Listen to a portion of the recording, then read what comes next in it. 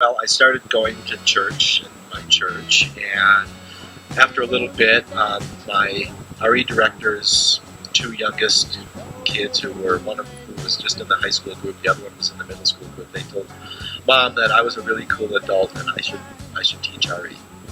So they started me out in the junior high group, and I did that for about 3 years, did coming of age 1 year, and earlier, our gay, lesbian, bisexual, transgender, queer questioning, ... youth for them. Many of them, it's not a big deal. They're accepted. They can be open where they are, and some of them aren't. For some of them, it's the only place they can be out. But that's not the only thing. There's lots of other issues that they're dealing with where they kind of have to keep it secret.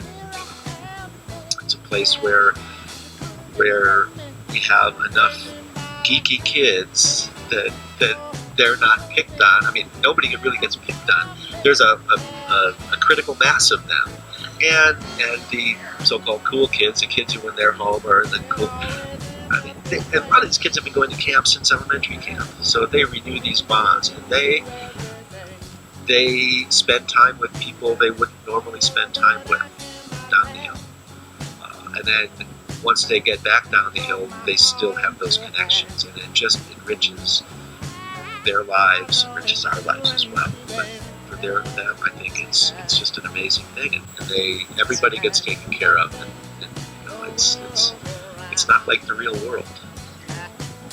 It's a lot more real, I think, or a lot more like the world should be. And I can be myself. And, this is the place where at my church, I'm totally accepted.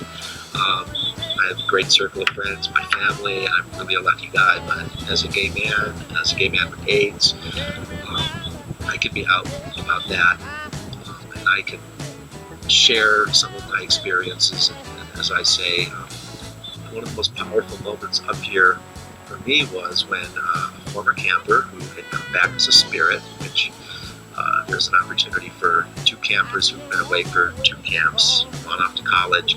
They come back as a young adult, and they're sort of the bridge between our advisors and the youth. They've gone to camp with some of the older campers. They come back, and to see how they've grown is wonderful. But one of them came up to me one day. It was right here, right on this little path here, and she said, "Thank you for everything you did. If it wasn't for you, I don't think I'd still be alive." She was dealing with transgender issues and a lot of other things, and as you can see, it's still very important. So I guess to sum up that my answer is that this camp saves lives.